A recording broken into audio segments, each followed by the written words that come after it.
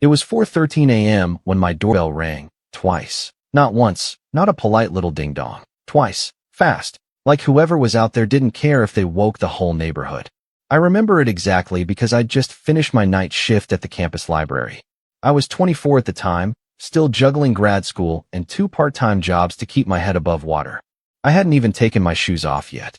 My name's Connor, by the way, and this is the story of the moment I realized my family didn't just have favorites. They had disposable people. I wasn't expecting anyone. I don't live the kind of life where people make spontaneous 4 a.m. visits. And yet, when I peeked through the peephole, there he was. My grandpa, standing alone on my porch in a frayed sweater, holding a beat-up duffel bag in one hand and a pill organizer in the other. No coat, no phone, no smile. Just a confused, tired man who looked like he'd been dragged through a storm and left to dry on my welcome mat. I yanked the door open. "Grandpa," I asked, even though I could already feel it in my gut. Something was wrong. He blinked slowly. "Connor, they said you'd take care of me." They. A freezing breeze swept in behind him, and with it came the gut punch of betrayal that I wouldn't fully register until much later. My parents had done some questionable stuff over the years: silent treatments, guilt tripping, conveniently forgetting birthdays, but dumping a 78-year-old man with early-stage dementia on my doorstep in the dead of night? That was a new level of heartless. I brought him inside immediately, sat him on the couch, and wrapped him in the throw blanket I usually reserved for chilly movie nights. He was shivering, not just from the cold, I realized, but from exhaustion and confusion. He kept asking if we'd be home soon. My one-bedroom apartment wasn't big, but it was safe. Warm. Nothing like what he deserved, but more than what he had right now. I tried calling my parents. No answer. I texted my mom. "Why is Grandpa here? What's going on?" The read receipt popped up almost instantly. No reply. I waited. 10 minutes passed. Then 20. Still nothing. It wasn't until 5:01 a.m. that I got a response from my dad. "He can stay with you now. We're redoing the upstairs." He was going to be in the way anyway. "It's better this way." That was it. No explanation. No apology. Not even a fake excuse like he wanted to be closer to you. Or, "It's just for a few days." Just a text. A shrug in message form. Let me back up a little. Growing up, I never had the typical Leave It to Beaver family dynamic. My parents, Laura and Dennis, were always a little self-centered. Not openly cruel. Not technically neglectful. But there was this underlying current in our house that everything existed to serve their narrative. My older sister, Vanessa, was the golden child. Straight A's, violin prodigy, head cheerleader. She hit all the checkboxes they loved. I was the other one. Quiet. Kept to myself. Loved drawing and books, and didn't have much to say at dinner unless I was asked directly. It's not that they hated me. They just never really noticed me. The only person who truly did was Grandpa. He wasn't my biological grandpa. He was my mom's stepdad. But he was the one who showed up. School plays? He sat in the front row with a huge thermos of tea. Bad breakups? He brought over donuts and said, "Let's yell at the TV together." When I got into college, he mailed me a handwritten letter that said, "Proud doesn't even begin to cover it." Meanwhile, my mom sent a thumbs-up emoji. So yeah, seeing him drop like some unwanted Amazon package at my door hit me harder than I can explain. Not just because of what it said about how they saw him, but what it confirmed about how they saw me. I called off everything the next day, class, work, everything. Took Grandpa to the clinic just to make sure he was okay. He was physically fine, but the doctor said his memory was deteriorating faster than expected. When I asked him what had happened that night, all he could say was, "They said it was a short trip, just for the weekend." But I knew when I saw their faces, it wasn't. I felt sick. I didn't respond to my parents for 2 days. I didn't know what to say that wouldn't turn into a screaming match. When I finally called, it wasn't a talk. It was to listen. I wanted to hear them admit it. The selfishness. The calculation. I was still clinging to some hope that this was a misunderstanding. Instead, my mom answered like nothing had happened. "Connor, sweetie, did he settle in okay? Why is he here?" I asked. She sighed, like I was the one being dramatic. "Connor, we needed to start the renovations. The contractor had an opening this month. You know how long the wait lists are right now. And Grandpa just, what? Had to go. He was going to a home, but they didn't have a vacancy. And you have the extra pull-out couch, don't you? Besides, it'll give you two some quality time. You always loved Grandpa." You're not answering the question, I said, my voice low. Why did you leave him here without telling me? Why 4 a.m.?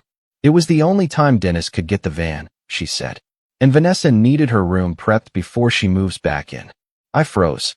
She's moving back in? Well, just for a bit. My mom chirped, like it was the most natural thing in the world. You know how tough the market is right now? And she's got that new job at the firm.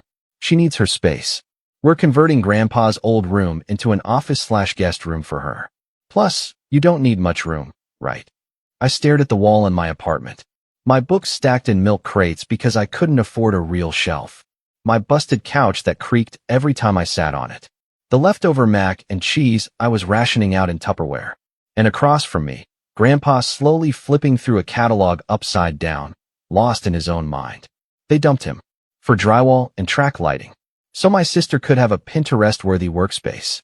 And the worst part? They didn't even see it as cruel. To them, it was just logistics. Like moving furniture. That was the moment something cracked in me. I didn't yell. I didn't threaten. I just said, I'll take care of him. But don't expect me to be okay with this. My mom made that little disapproving sound she always made when I wasn't being grateful enough. Well, maybe once things settle, we can have a nice dinner together. Vanessa's birthday is coming up. You can bring him too. Bring him. Like he was a +1. An afterthought. I hung up. That should have been the end of it, right? Just a messed up family dumping their elderly parent and washing their hands of him. But it wasn't. Because the thing about people like my parents is, they never just take one step over the line. Once they know you'll bend, they lean. Hard. Over the next few weeks, I started noticing the little things. Grandpa's prescriptions? Suddenly no longer refilled automatically. I had to call, chase doctors, cover the gaps. His pension? Redirected. Until I found out and had to go through a nightmare of paperwork to fix it. And every time I tried to ask questions or raise concerns. Radio silence. Until the day Vanessa herself decided to drop by. Not to see Grandpa. Not to say thanks. But to ask a favor. That's when everything started to unravel. That's when the fuse was lit. And trust me, the explosion was coming.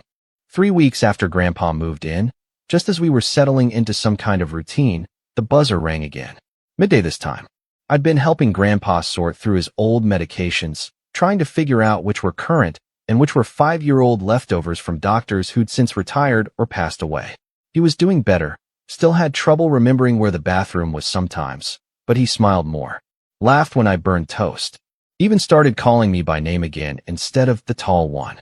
But when that buzzer rang, everything in me tensed. I had a gut feeling before I even checked the intercom. And sure enough, when I pressed the button, the voice on the other end chirped. Hey, it's me, Vanessa, the golden one. My sister hadn't visited me in over 2 years, despite living just across the city. No calls. No birthday messages. Not even a like on my graduation post. But here she was, breezing back into my life like it was a spa appointment. I buzzed her in. She strutted into my apartment in a spotless white trench coat, oversized sunglasses perched on her head like a tiara. She looked around with thinly veiled disdain, then said, Wow, you're really living rustically, huh? No, hi. No, how's Grandpa? Just that smirk she always wore like armor. I kept my voice even. What do you want, Vanessa? She tossed her bag on my only armchair and sat like it was a throne. Don't be so cold. I came to talk. Grandpa wandered out of the kitchen just then, carrying a mug with no liquid in it. Is it Tuesday? No, Grandpa, I said gently. It's Friday. You just had your oatmeal. Vanessa blinked at him. Oh wow. He looks even worse than I thought. I stared at her. What did you expect? A miracle cure. She shrugged. I don't know. Mom said he was doing fine. I figured you'd have, like, cleaned him up a bit or something. I clenched my jaw. He's not a pet, Vanessa. Geez, chill. It's just, look, I'll get to the point. She sat forward, crossing her legs with exaggerated grace. I need a huge favor. Of course she did. She pulled out her phone and scrolled through something, then turned the screen toward me. My company's hosting this networking event at a downtown hotel. Super high-end. But I need someone to watch my dog that weekend. I blinked. Your dog? Yeah, Miso. You'd love him. He's a Shiba. Very smart, very needy. But Mom and Dad said no, and my usual sitter is in Cabo. So I figured, hey, you're already doing the caretaker thing. I genuinely thought she was joking. You want me to babysit your designer dog while taking care of Grandpa for free? She smiled. Well, yeah. I figured you'd be used to it by now. Something in me snapped. No, I said firmly. Her smile faltered. Wait, what? No, I'm not your backup plan. I'm not your dog sitter. I'm not your family dumping ground. Connor, calm down. No, you don't get to stroll in here after years of silence, after helping dump our grandfather on me, and act like I'm just your errand boy. She stood, her voice sharp. Don't be so dramatic. It's just a favor. No, Vanessa. You want a favor? I already did one. A huge one. I'm taking care of Grandpa full-time while finishing school and working. You don't get to play the helpless princess here. She scoffed. Wow. Mom said you were getting uppity lately. I froze. She said what? Vanessa grabbed her bag, flipping her hair back. That you were being all high and mighty ever since you took Grandpa in. Like you think you're some saint or something. I didn't respond. I couldn't. Because if I had, I might have said something I regretted. She left without another word. That night, I lay in bed staring at the ceiling, thinking about that phrase. High and mighty. As if doing the bare minimum for a sick old man was a power move. As if I was somehow the problem. And suddenly, so many little things started clicking together. The way they'd stopped answering my calls. The way Grandpa's insurance info had been mysteriously misplaced when I tried to get coverage transferred. The way our family group chat had been oddly silent since he arrived. They weren't grateful. They were annoyed. Because I hadn't just accepted the responsibility quietly. I'd made it visible. In their minds, I was showing them up. Making them look bad. And if there was one thing my parents hated, it was being seen as wrong. The next blow came 2 weeks later. I received a letter.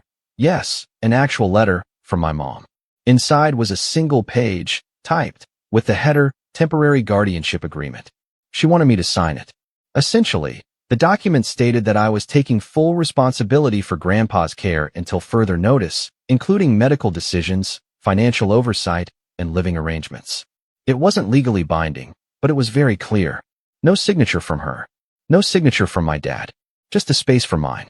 There was a sticky note attached. Just a formality, sweetie. Makes things easier for everyone. I didn't sign it. Instead, I called her. She picked up on the second ring. Connor, so good to hear your voice. What is this? I asked flatly. Oh, that? Just something our lawyer suggested. Nothing big. You know, for clarity's sake. For clarity, I echoed. Well, you know, it's important to have things on paper. So the doctors know who to call. And if anything happens. You mean if he dies? She paused. Connor, don't be morbid. I'm not. I'm being real. Because you're the one who's treating this like a business transaction. That's not fair.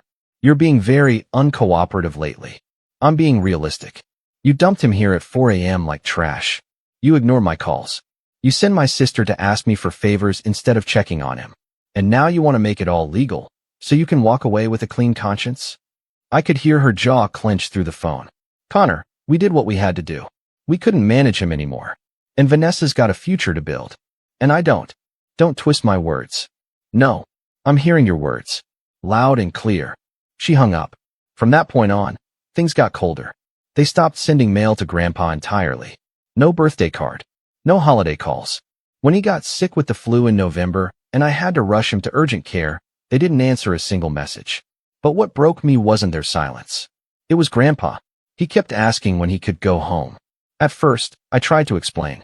You are home, Grandpa. No, he'd say. With your mom. She said I could come back once the painting was done. I didn't know what to say. He didn't remember the way they'd left him. He didn't understand the silence. And every time he asked, a little part of me shattered. I started documenting everything. Every doctor visit. Every expense. Every call unanswered. Not out of spite, but because deep down, I was starting to feel like something big was coming. Some reckoning. Some confrontation. And I wanted to be ready. December rolled in like a sledgehammer. Vanessa posted photos online of her new home office, formerly Grandpa's room. Custom wallpaper. Matching white oak bookshelves. A neon sign that said girl bossing. She'd converted the closet into a coffee bar. No mention of Grandpa. No trace. I showed him the photos, gently. He stared for a long moment. That's my room, he said quietly. Then looked at me. Why's there no bed? Because they erased you, I wanted to say. But instead I said, because this is your room now. He didn't smile. Just nodded. and walked slowly back to the couch. That night, I cried. I'm not proud of it, but I cried. Not just for him. For me. For the little boy who used to watch Grandpa build birdhouses in the backyard. Who used to sneak him peanut brittle when Mom said no sweets. Who believed that family meant something. It wasn't just the betrayal. It was the fact that they didn't even feel bad about it. And that's when I started planning. Not revenge. Not yet. But something close. A line in the sand. A boundary. Because I knew, they'd come back eventually. Not for Grandpa, but for something else. And when they did, I wouldn't be the quiet, obedient son anymore. I'd be the one holding the cards. They say betrayal doesn't always come with fireworks or screaming matches. Sometimes, it comes in silence. In a signature. In a knock you weren't expecting. Or worse, no knock at all. For me, it came on a snowy Thursday morning in late January. The heater in my apartment was rattling again, groaning like it wanted to retire early. Grandpa was bundled in 2 cardigans and sipping instant coffee like it was fine wine. We'd fallen into a strange, gentle rhythm over the last few months. Not perfect. Some days he forgot my name, or asked where his wife was. She'd passed in 2012. But there was a kind of peace in our bubble. We made grilled cheese together, watched old westerns, played Guess What This Pill Does, using his ancient med kit. I was starting to believe things might be okay. Until I got the letter. It wasn't from my parents. It wasn't even from a lawyer. It was from a senior care facility. The letter was short and disgustingly polite, thanking me for my upcoming visit and confirming my scheduled intake appointment for Mr. Richard Hallberg, my grandpa, on February 3rd. It listed fees, services, amenities, a whole section about dignified end-of-life care. I read it 3 times before I understood what it meant. They were sending him away, behind my back. I called the number on the letter immediately, pretending to be my father. The woman on the line was chipper, probably on her 4th cup of coffee, and told me everything I needed to know in a matter-of-fact voice that made me want to throw my phone at the wall. Yep, the intake was scheduled by his legal guardian, Mr. Dennis Hallberg. We're doing a light transition process, just paperwork for now. No stress on the family.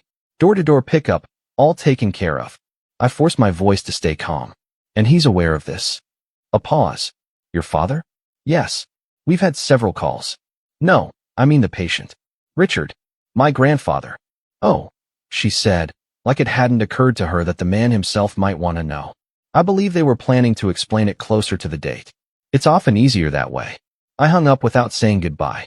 I sat there on the floor of my tiny kitchen for almost an hour, the letter clenched in my fist, listening to Grandpa hum the theme from Bonanza in the next room.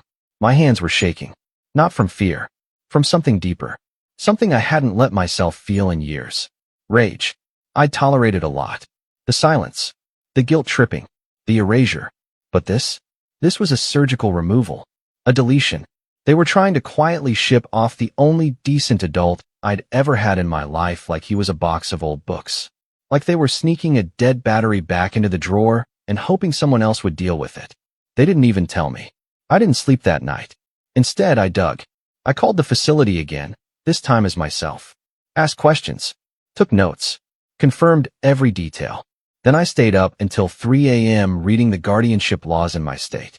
Turns out, unless a court removes it or the guardian voluntarily relinquishes it, they're allowed to make certain decisions without notifying anyone, even if the person in their care is living with someone else. So technically, they hadn't broken the law. But morally, they'd gone nuclear. The next morning, I called my father. Not my mom, him. The one who used to pat me on the shoulder instead of hugging me. The one who once said, "Love isn't spoken, it's implied." He answered on the 3rd ring. "Connor, you were going to send Grandpa to a care home." He was silent for a moment. Then, "Yes. You didn't think to tell me?" "I didn't think it was necessary." "You didn't think it was necessary?" "Connor," he said, in that calm, patronizing tone he used when I was 10 and couldn't figure out long division. "You're clearly overwhelmed. You're trying your best, and we appreciate that, but it's time for professionals to step in. No, you don't get to pull this savior complex garbage now. You left him here like a bag of laundry. It was temporary. You lied. You ghosted me for months." He sighed. "We thought it best to limit confusion." "For who? Him? Or you?" There was a pause. A longer one this time. "You're taking this very personally." I laughed. I couldn't help it. It was that brittle, unhinged laugh you let out when someone's trying to gaslight you with a straight face. You're damn right I'm taking it personally. Because this is personal. Because he's a person. And because I love him. Which is more than I can say for either of you. He didn't respond to that. Just said, "I'm sorry you feel that way," and hung up. I sat in stunned silence, staring at the end-of-life pamphlet still sitting on my kitchen table. Private courtyard, it said in cheery font. On-call medical staff. Soft jazz every Thursday. But no mention of the confusion, the fear, the way Grandpa looked when he forgot what year it was, the way he flinched when someone raised their voice. They didn't care about his comfort. They cared about convenience, about reclaiming their schedule, their peace. They wanted their old life back. And Grandpa? He was just in the way. I didn't tell him about the home. I couldn't. He was having a good week. We'd started a puzzle together, one of those old Norman Rockwell ones with a million tiny pieces. He was remembering names again. Even made a joke about my ratty bathrobe. And I couldn't steal that from him. Not yet. But I did make a plan. I emailed the facility, posing as my father, and canceled the intake. Said we'd made other arrangements. Requested all notes be destroyed. Then I called a lawyer, one of those free legal aid clinics, and scheduled an appointment. It wasn't much, but I needed advice. I needed to know what my options were. Because clearly, my parents weren't going to stop. The next few days were quiet. Eerily so. I figured my dad would have told my mom by now, but neither of them reached out. Not even Vanessa. No calls. No emails.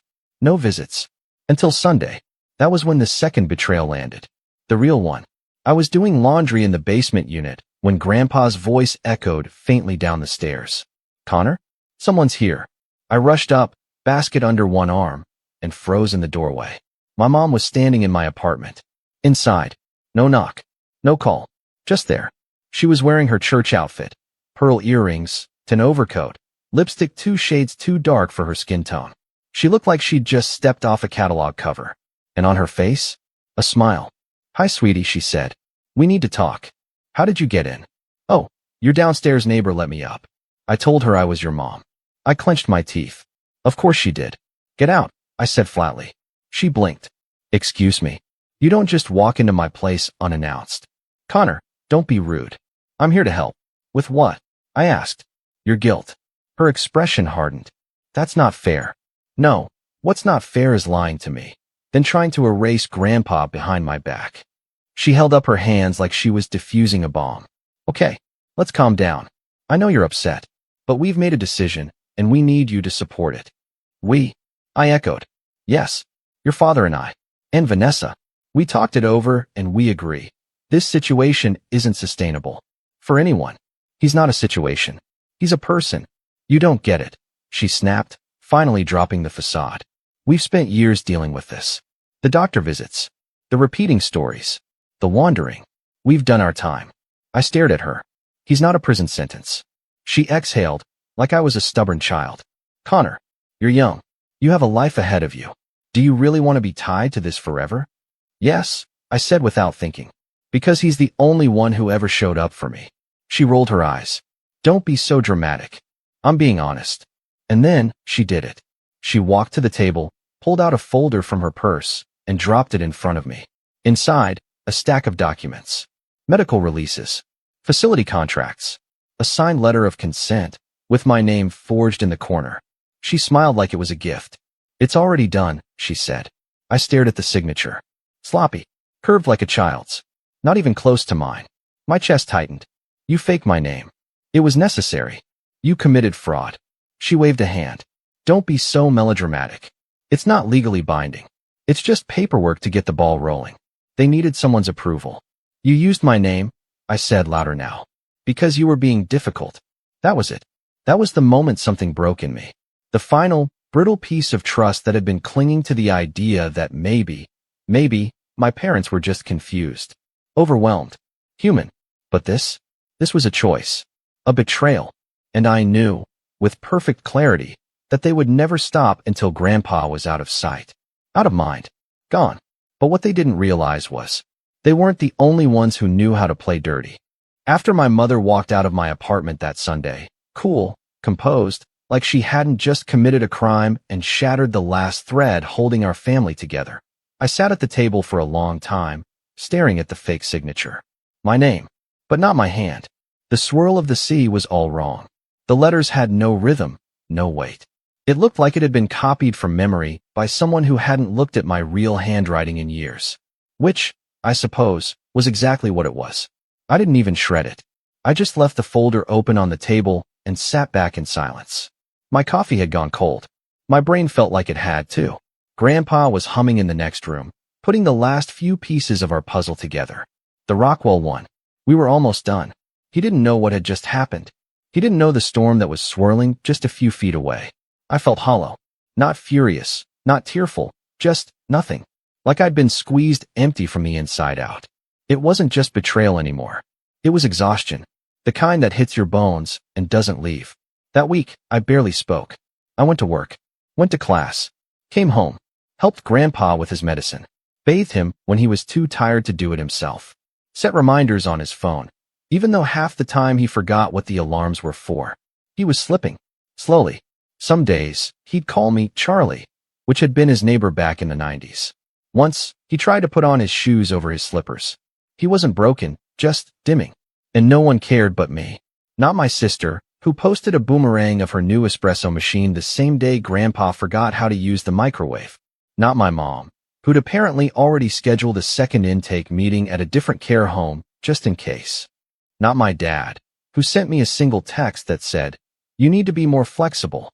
Flexible. Like I was some kind of folding chair they could plop their mistakes onto. For a moment, I considered giving in. I really did. I imagined signing the forms, packing Grandpa's things, letting the van take him, letting the professionals deal with it. No more late nights. No more grocery runs. No more trying to explain to a man who once taught me how to ride a bike that toothpaste doesn't go in the fridge. I thought about how easy it would be to wash my hands of it, to become what my parents were, practical. And then something happened. Two things, actually. The first was minor, almost forgettable. Grandpa asked me, one night while we were watching reruns of Gunsmoke, "Connor, did I raise you?" I paused. "No, Grandpa," I said gently. "You didn't raise me, but you were there." He frowned. Oh, I thought he'd leave it there. But a few seconds later, he added, "Well, if I'd had a son, I would have wanted him to be like you." I couldn't speak. He didn't say it for dramatic effect. He didn't even look at me when he said it. He was just watching the TV, sipping his lukewarm tea, mumbling something about Matt Dillon. But it stuck. It hit. I got up and went into the bathroom so he wouldn't see me cry. The second thing came 2 days later. A letter, again. This time from my university's financial aid office. My scholarship had been revoked. Not because of grades. I still had a 3.8 GPA, somehow, but because I hadn't recertified my housing status. I'd missed a stupid deadline by 3 days. Between Grandpa's doctor appointments, his prescriptions, work, and everything else, I'd forgotten one form. Just one. And now, I owed $5,200 for the semester. Payable within 30 days.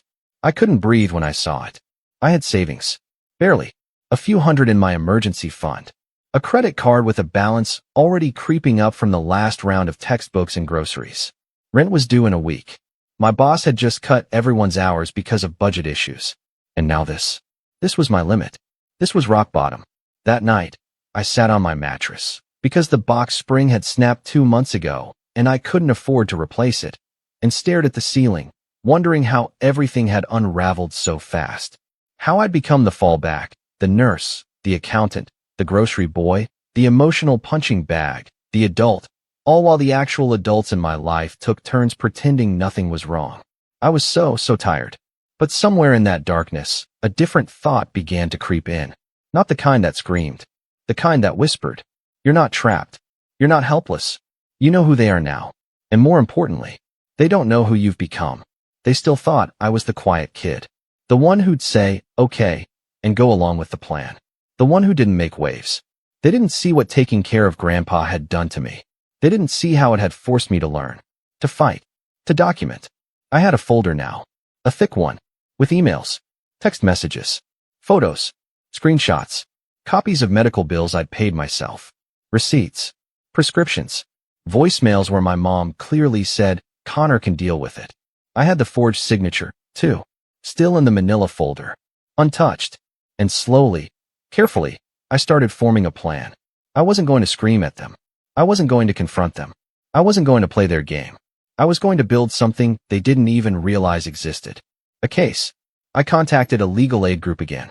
Asked better questions this time. Got real answers. They confirmed what I suspected. The forged signature could be grounds for fraud, especially if it had been submitted to a facility or insurance provider. I could subpoena the intake records if it came to that. I also learned something else.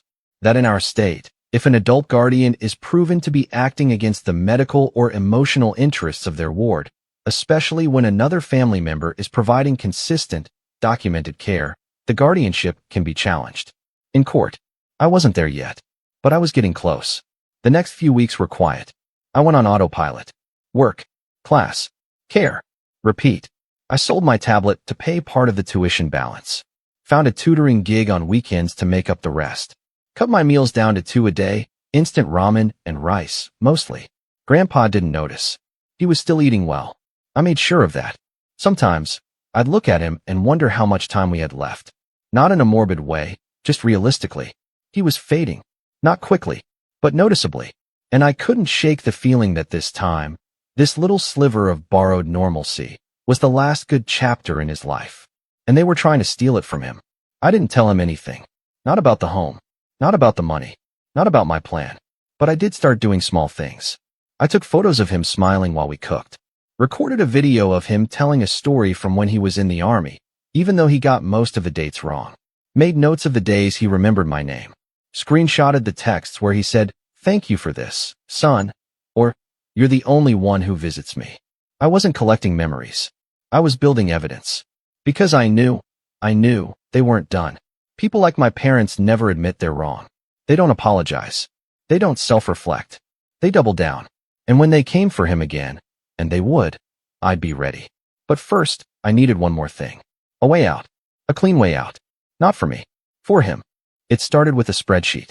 Not the kind of thing you'd expect to spark a turning point, I know. But after everything, being lied to, pushed aside, manipulated, and practically starved, there was something comforting about cells and columns that obeyed logic. Numbers don't gaslight you. A total is a total. A lie is a negative balance. I was sitting at my kitchen table one night, balancing what little I had left, $113.42 in my checking account, one maxed-out credit card, a half-used gift card to a local pharmacy, and 2 rent checks away from complete disaster. Grandpa was asleep on the couch, snoring faintly, surrounded by a patchwork of crocheted blankets and snack wrappers from a movie night we'd had earlier. And yet, despite the chaos, I felt something I hadn't in months. Control. See, there's something that happens when you're forced to grow up in someone else's war zone. You start to recognize patterns. You learn to listen more than you speak. You watch people, not just their words, but their habits, their cracks. And after everything my parents had done, I was done waiting for them to change. I was going to change the rules. That spreadsheet? It turned into a project. A full-blown record of every interaction, every expense, every errand, every time my parents had dropped the ball or tried to erase Grandpa from their lives. I built tabs. One for care tasks. One for financial records. One for correspondence, calls, texts, emails. Another just for forged documents. And then I added a new tab. Leverage. This one was different. It wasn't for courts. It was for me. I'd been quiet too long. Good son. Quiet grandson. Doormat sibling. I'd kept the peace. Bit my tongue. But now I had receipts, and I was finally going to use them. It started subtly. I reached out to an old friend of mine from college, Rachel, who now worked for a local news outlet. I didn't tell her everything, just mentioned I had a story. Family dumping a dementia patient in the middle of the night for renovation space. Favoritism. Fraud. Neglect. Not naming names yet. But I could feel her interest spark through the phone. "You sure you're ready to go public with this?" she asked gently. "Not yet," I said. "But soon. Because first, I had to make sure they couldn't retaliate. And for that, I needed a lawyer." But here's where things took an unexpected turn. Remember the legal aid group I'd been working with? Turns out, one of the attorneys there, Ms. Janelle Park, had a particular passion for elder care fraud cases. Her own grandfather had been placed in a facility against his will years ago, and she'd made it her mission to prevent it from happening to others. She offered to take my case pro bono. I still remember sitting in her cramped office across from a dusty fan and a poster that said, "Justice is earned," not given. She flipped through my folder for 20 straight minutes without saying a word. Her eyebrows arched, her lips pursed, and then, when she got to the page with my forged signature, she let out a low whistle. "Connor," she said, looking up, "do you have any idea how rare it is to have this much in writing?" I shrugged. "They've always liked documenting their control." She smiled. "Not kindly. Strategically. Then we're going to use that against them."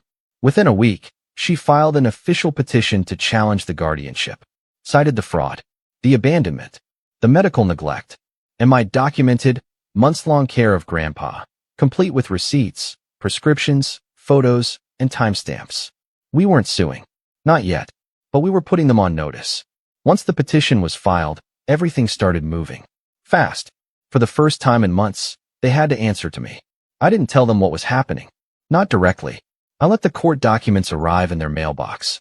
I imagined my mom's painted nails tearing open the envelope with curiosity, and then her face slowly draining as she read the words petition for emergency transfer of guardianship. And I waited. 3 days later, my phone rang. Private number. I let it go to voicemail. "Connor," my dad's voice said stiffly, "we need to talk about this situation. Your mother's very upset. There's no need to escalate things like this. We're a family." No mention of the forged signature. No apology. Just panic. And control slipping through their fingers. I didn't respond. Because for the first time, they were playing catch-up. Meanwhile, life started getting better in unexpected ways. My financial aid appeal went through. Turns out, one of my professors had submitted a personal recommendation to the committee without telling me. Said I was the most quietly resilient student he'd ever seen. I cried when I read that email. Like, full-on ugly cried in the campus library bathroom. Rent? Covered. I picked up 2 more tutoring gigs, and one of the parents even offered me a small bonus to help their kid prep for college applications. I wasn't swimming in money, but for once, I wasn't drowning either. And Grandpa? He was having more good days than bad. We finished the Rockwell puzzle and framed it. He started remembering the names of my coworkers. He even made a small garden on the fire escape using plastic cups and leftover tomato seeds. Called it the farm. Every morning, he'd shuffle out, water the sprouts, and give me an update like he was running a produce empire. He didn't know about the guardianship battle, or the fraud, or the documents. But he knew I was there. He knew I cared. And some days, he'd just look at me and say, "You're doing good, kiddo." That was enough. But just when I thought things were settling, they came back. Not with lawyers. Not with apologies, but with manipulation. Vanessa showed up first. I heard the knock on a Saturday morning and opened the door to find her standing there in a beige coat, holding a tray of muffins. I stared. "Seriously?" I said. "They're gluten-free," she said cheerfully, like that made up for 4 months of silence and betrayal. "What do you want?" She didn't even blink. "Can I come in?" "No." She sighed. "Look, I know you're mad. But Mom and Dad didn't mean for things to get so messy." I said nothing. "They're scared. About court. About you turning this into some public thing. Maybe they should have thought of that before forging my name." She winced. "You're really going to make this ugly, huh?" "No, Vanessa," I said quietly. "They made it ugly. I'm just not cleaning it up for them anymore." She shifted uncomfortably, then offered a practice smile. "What if we work something out? Like, maybe they give up guardianship voluntarily. Quietly. No court. In exchange for you not going public." I raised an eyebrow. "That sounds like blackmail." "No, it's diplomacy," she said, clearly proud of the word. I took a long breath. And then, without saying another word, I closed the door. A week later, Janelle called. "They blinked," she said. "We got a letter from their lawyer. They're offering to voluntarily transfer guardianship to you, under the condition that you sign a non-disclosure agreement." I laughed. Hard. "They really think I care about their reputation?" "You don't," she said. "But they do. And that makes it valuable." We didn't sign the NDA. We countered with a full transfer, a notarized apology admitting negligence, and a waiver releasing them from all future medical authority. They agreed. Just like that, it was done. I became Grandpa's legal guardian. And with that signature, the real one, I took back everything they tried to steal. Not just my name, my power. But I wasn't done. Because while the legal part was over, the story hadn't even begun. Once guardianship was officially mine, everything shifted. It wasn't just legal. I could feel the difference in my bones. Like I'd been walking uphill with bricks in my backpack, and suddenly, the incline flattened out. I wasn't rich or powerful in any flashy way, but I had something my parents never expected me to gain. Leverage. They underestimated me for years. They thought I'd bend, then break. But I'd bent, rebuilt, and come back sharper. And now, I had the documents, the authority, the truth. And they had a reputation built on appearances, on charity auctions and church potlucks, and carefully filtered family photos. All I had to do now was light the match. But I wanted it to burn slow. I didn't want revenge that was loud and petty. I wanted satisfying, measured, surgical. So I did what they never expected. I let them reach out first. And they did. 1 week after the guardianship papers were signed, I got a group text from my mom. "Hey, sweetie, we're hosting a little brunch next Saturday. Grandpa's welcome too," smiling face with smiling eyes. "It would be good to reconnect as a family." That emoji, like she was offering cookies, not trying to scrub history. At first, I wanted to ignore it, or reply with a picture of the forged signature. But I held back, because I knew something they didn't. Rachel, the journalist friend I'd quietly looped in, had been following along this entire time. And after I told her the full story, with court records and photos and voice memos and texts, she pitched it to her editor as a feature. Not a gossip piece. A human story. A 78-year-old man abandoned at 4 a.m. so his room could be turned into a home office for the favorite child. A grandson who took on the burden in silence. A family that valued space over blood. And the timing? Couldn't have been better. Because my parents' church, an influential, uptight community known for its country club dinners and family values newsletters, was about to host its annual legacy luncheon. My dad was slated to give a speech. The headline? Unwanted. How a family's favorite child replaced their father with wallpaper and Wi-Fi. The article dropped the morning before the brunch. I didn't post it. I didn't promote it. I just sent the link in the family group chat. No caption. No comment. Just the truth. For hours, nothing. Then Vanessa texted, "You're unbelievable." Then my mom called.